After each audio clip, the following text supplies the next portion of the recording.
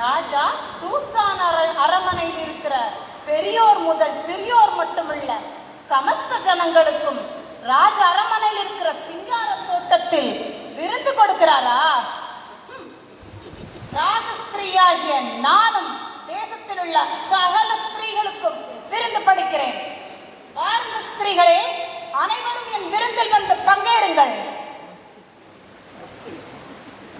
என்ன தூரத்தில் ஏதோ பிரதானிகள் வருகிற மாதிரி தோன்றுகிறதே. வாருங்கள் வாருங்கள். என்ன மெகுமான், பிஸ்தா, அர்போனா, பிக்தா, அபக்தா, சேதார், கர்காஸ் ஆகிய நீங்கள் ஆகிய 7 பிரதானிகளும் என்னை தேடி வந்திருக்கிற காரணம் என்ன?